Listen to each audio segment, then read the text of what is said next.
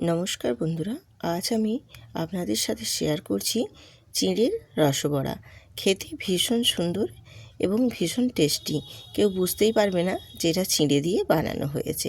তো চলুন রেসিপিটা বানানোর জন্য আমি এখানে দেখো 1 বাটি চিঁড়ে নিয়েছি। আর এটা আমি পাতলা চিঁড়েটা নিয়েছি। তোমরা বাজারে 2 রকমের চিঁড়ে পাওয়া যায়, একটা মোটা একটা পাতলা। তোমরা চেষ্টা করবে এই পাতলা চিঁড়েটা নিয়ে নেওয়ার, তাহলে পাতলা চিঁড়েটাতে কিন্তু খুব ভালো হয় এই রসবড়া মিষ্টিটা বানাতে। আর এখানে দেখো আমি চিঁড়েটাকে খুব ভালো করে ধুয়ে নিচ্ছি বেশ কিছুটা জল দিয়ে, মানে অনেকটা পরিমাণে জল দিয়ে ধুয়ে নিতে হবে, কারণ চিঁড়ের গায়ে প্রচুর নোংরা থাকে। বাজার থেকে কেনা চিঁড়ে তো ভীষণ নোংরা থাকে, তাই জন্য আমি চিঁড়েটাকে আগে খুব ভালো করে ধুয়ে নিচ্ছি। দেখো আমি অফ ক্যামেরায় আরও 3-4 বার ভালো করে ধুয়ে নিয়েছি। ধুয়ে নিয়ে তারপর তোমাদের দেখাচ্ছি। দেখো চিঁড়েটা কত সুন্দরভাবে ভিজে গেছে। এই নরম চিঁড়েটা এই কারণেই নিতে বলেছি, কারণ চিঁড়েটা আর ভিজিয়ে কিছুক্ষণ রাখার প্রয়োজন পড়বে না। এই চিঁড়েটা ধুতে ধুতেই এত সুন্দর নরম হয়ে যাবে, তোমরা হাতে দিলেই বুঝতে পারবে। এরপর চিঁড়েটাকে আমি বেশ ভালো করে হাতে ঠেসে ঠেসে দেখো মেখে নেব বেশ সুন্দর করে। যে চিঁড়ের যে একটা দানা দানা ভাব থাকবে, সেই দানা দানা ভাবটা কিন্তু একটুও থাকবে না। এইভাবে একটু হাতে করে ঠেসে ঠেসে মেখে নেব। এরকমভাবে যদি চিঁড়েটাকে বেশ সুন্দর করে মেখে নাও, দিয়ে চিঁড়েটা খুব ভালো করে মাখা হয়ে যাবে। এরপর আমি এখানে কিছু উপকরণ অ্যাড করব। সেই উপকরণগুলো দিয়ে এক এক করে আমি দেব, আর সম্পূর্ণটাই মিক্সড করে মাখিয়ে নেব। তোমরা একটুও কিন্তু ভিডিওটা স্কিপ করবে না, তাহলে বুঝতে পারবে না আমি স্টেপ বাই স্টেপ কি কি উপকরণ দিচ্ছি, দিয়ে কিভাবে মেখে সুন্দর একটা ডো তৈরি করে নিচ্ছি। আমি এখানে দেখো সামান্য স্বাদ মতো যতটা পরিমাণে লাগবে সেই মতো এখানে একটু নুন দিয়ে দিলাম। আর নুন মিষ্টির যে কোনো রেসিপিতে একটু নুন দিলে এর স্বাদটা আরও সুন্দর কিন্তু বাড়িয়ে তোলে।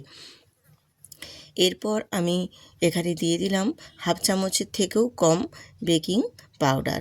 বেকিং পাউডারটা দিয়ে আর নুনটা দিয়ে আবারও খুব ভালো করে আমি চিঁড়েটাকে খুব সুন্দর করে মেখে নিচ্ছি। তোমরা চাইলে এটা একটু মিক্সিতেও ঘুরিয়ে নিতে পারো, তাহলেও বেশ সুন্দরভাবে একদম স্মুথ একটা ডো রেডি হয়ে যাবে। তো আমি মিক্সিতে না দিয়ে হাতে করেই করছি, যাতে করে মিষ্টিটা ভীষণ সুন্দর হয়। আর এখানে আমি দিয়ে দিলাম 2 চামচের মতো গুঁড়ো দুধ। গুঁড়ো দুধটা দিয়েও আবারও আমি হাতে করে ভালো করে মেখে নেব। যত আমি এক একটা উপকরণ দিয়ে হাতে করে মেখে নেব, মিষ্টিটাও কিন্তু ততটাই সুন্দর এবং সফট নরম হবে। আর এখানে গুঁড়ো দুধটা দেওয়ার কারণে দেখো চিঁড়েটা একটু নরম নরম হয়ে গেছে, তো যাতে একদম হাতে জড়িয়ে না যায় সেই কারণে আমি এখানে দিয়ে দিলাম 1 চামচ, আর 1 চামচের থেকে একটু কম ময়দা দিয়ে, ময়দাটা দিয়ে চিঁড়ের সাথে বেশ ভালো করে একদম সুন্দর করে ঠেসে ঠেসে মেখে নিয়ে একটা যেমন আমরা রুটি পরোটার যে ডো করি সেই ডো রেডি করে নেব। তো দেখো আমার ডোটা রেডি হয়ে গেল বেশ সুন্দর করে মেখে নিয়ে। এবার আমি হাতটা ধুয়ে তারপর ফিরে আসছি তোমাদের কাছে। আমি হাতটা ধুয়ে ফিরে চলে এসেছি। এরপর হাতে আমি একটু সাদা তেল বা ঘি, যার যেটা হাতের সামনে থাকবে সেটাই নিয়ে নিতে পারো। দিয়ে এইভাবে লুচির থেকে একটু বড় আকারের বা লুচির মতো আকার ডুমো ডুমো করে একটু সাইজে নিয়ে নেব, মানে রসগোল্লা বানানোর মতো যেরকম যতটা পরিমাণে লাগবে সেই মতো নিয়ে হাতে ঠেসে ঠেসে সুন্দর করে একটা রসগোল্লার মতো শেপ দিয়ে দেবো। দেখো কত সুন্দরভাবে গোলটা রেডি হয়ে গেছে। একটুও কিন্তু কোথাও কোনো অংশে দেখো ফেটেও যায়নি এবং ফাটের কোনো চিহ্নও কিন্তু আসেনি, এত সুন্দর। আর এই জন্যই আমি হাতে করেই মেখে নিয়েছি। তোমরাও চেষ্টা করবে হাতে করে মেখে নেওয়ার। হাতে করে মেখে নিয়ে এইভাবেই যদি গোল গোল করে ঘুরিয়ে পুরো রসগোল্লার শেপটা দাও, মিষ্টিটা বানাতে ভীষণ সুন্দর লাগবে। আর মিষ্টিটা বানানোটা একদম পারফেক্ট হবে, একটুও কিন্তু গায়ে কোথাও কিন্তু দেখো ফাটলের দাগ আসবে না। এইভাবে আমি সবগুলোই একদম রেডি করে নেব। চিঁড়ের মিষ্টিগুলো সুন্দর করে দেখো সবগুলোই আমি রেডি করে নিয়েছি।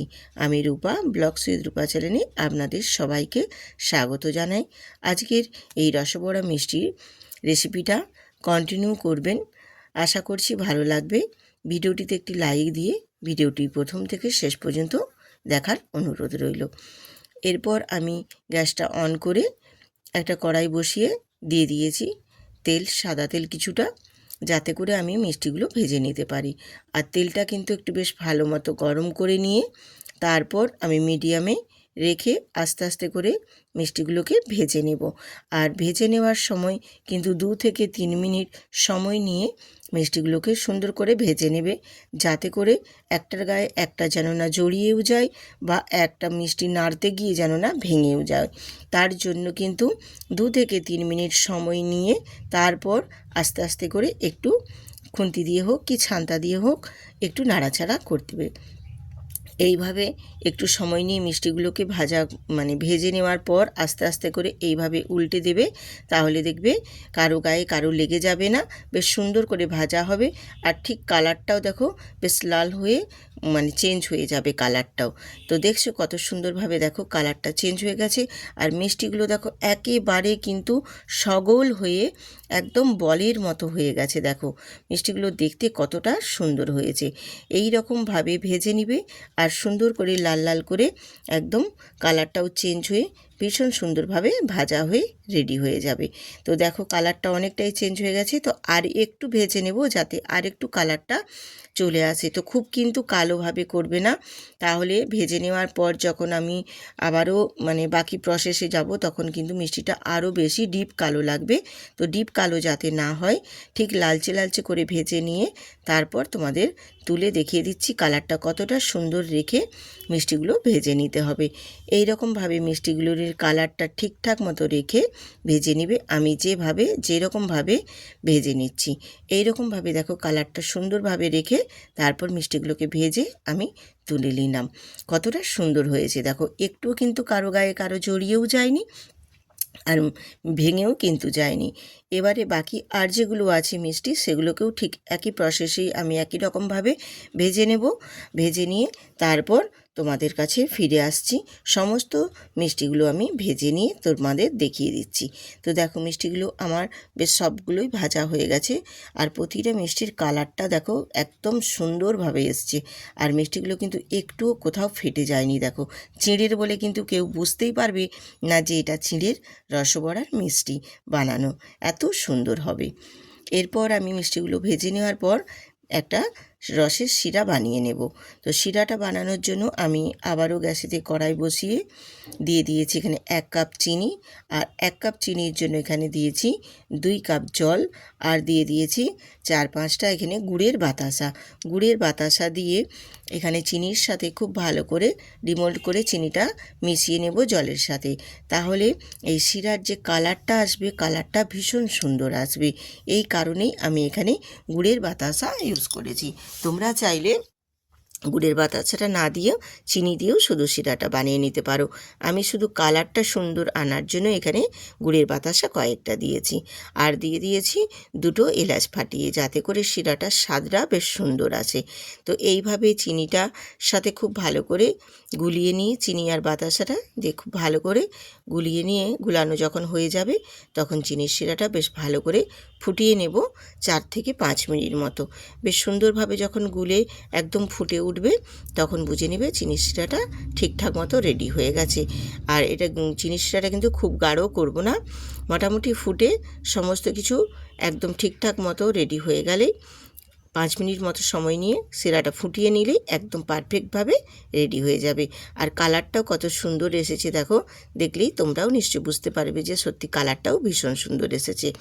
এরপর শিরাটা রেডি হয়ে গেছে, আমি শিরাটাকে নাবিয়ে এরপর আরেকটা পাত্রে আমি চেঞ্জ করে দিচ্ছি, যাতে করে আমার মিষ্টিগুলো শিরার রসে ডুবাতে সুবিধে হয়। আমি এখানে আরেকটা পাত্র নিয়েছি, একেবারে এই গরম গরম রসের মধ্যে চিনির শিরার মধ্যে আমি মিষ্টিগুলো ডুবিয়ে দেব। আর যদি আজকের এই তোমাদের চিঁড়ের রসবড়ার রেসিপিটা যদি ভালো লেগে থাকে বন্ধুদের সাথে কিন্তু প্রচুর পরিমাণে শেয়ার করে দেবেন। আর যেসব নতুন নতুন বন্ধুরা আজকে আমার ভিডিওটিতে ভিজিট করেছেন অবশ্যই বন্ধুদের সাথে শেয়ার করে সাবস্ক্রাইব করে বেল আইকনটি প্রেস করে দেবেন। আর ভিডিওটিতে সুন্দর করে একটি লাইক দেবেন। আপনাদের একটি লাইক একটি কমেন্ট আমাদের ভিডিও বানাতে আরও অনেক উৎসাহ করে তোলে। এইভাবে দেখো চিনির শিরার মধ্যে খুব ভালো করে ডুবিয়ে দিয়েছি, দিয়ে একটুখানি কয়েক সেকেন্ড মতো একটু ফুটিয়ে নেব। এমনিতেই চিঁড়া শিরাটা গরম আছে, তো ওই গরম গরম রসের মধ্যেই কিন্তু মিষ্টিগুলো ডুবিয়ে দিতে হবে। দিয়ে কয়েক সেকেন্ড একটু ফুটিয়ে নিয়ে তারপর গ্যাসটা অফ করে ওই গরম গরম শিরার মধ্যেই আমি রসগুলোর মানে যাতে মিষ্টির ভেতরে ঢুকে যায় তার জন্য একটা ঢাকনা দিয়ে আমি 15 থেকে 20 মিনিট রেখে দেব। তো 15 থেকে 20 মিনিটও মানে 15 মিনিটও হয়নি, তার আগেই আমি তোমাদের তুলে দেখিয়ে দিচ্ছি যে কতটা পরিমাণে রসটা টেনে নিয়েছে। টেনে নিয়ে ভেতরে রসটা ঢুকে গিয়ে মিষ্টিগুলো কতটা ফুলে গিয়েছে। তো এখনও যে রসটা আছে আরও যদি মিনিট 10 রেখে দেওয়া হয় খুব সুন্দরভাবে একদম রসটা কিন্তু ভেতরে ঢুকে যাবে। তারপর তোমাদের আমি মিষ্টিগুলো সার্ভ করে দেখিয়ে দিচ্ছি। মিষ্টিগুলো ফুলে গিয়ে কতটা সুন্দর হয়েছে আর কতটা সফট এবং নরম হয়েছে দেখলেই নিশ্চয়ই বুঝতে পারবে যে এইভাবে চিঁড়ে দিয়ে এত সুন্দর যে চিঁড়ের রসবড়া বানানো যায় সেটা না দেখলে কিন্তু কেউ বিশ্বাস করতে পারবে না। ভীষণ সুন্দর, আর ভেতরটা স্পঞ্জের মতো নরম হয়েছিল। ভীষণ সুন্দর, ভীষণ। এইরকম রসবড়া চিঁড়ে দিয়ে একবার বানিয়ে দেখবেন বন্ধুরা, ভীষণ ভালো লাগবে খেতে। ছোট বড় সবাই কিন্তু ভীষণ পছন্দ করবে। আর বাজার থেকে কিন্তু কিনে আনতে হবে না, বাড়িতেই বানিয়ে সবাই একদম মন ভরে খেতে পারবে। এত সুন্দর এই চিঁড়ের রসবড়া মিষ্টি। তো আজকের রেসিপি যদি ভালো লেগে থাকে আবারও বলছি বন্ধুদের সাথে শেয়ার করে সুন্দর করে একটা কমেন্ট করে দেবেন এবং নতুন নতুন বন্ধুদের সাথেও শেয়ার করে সাবস্ক্রাইব করে বেল আইকনটি প্রেস করে দেবেন। আবার আসবো আরেকটা নতুন রেসিপি নিয়ে। ততক্ষণ সবাই সুস্থ থাকুন, ভালো থাকুন। আজ এইখানেই শেষ করছি।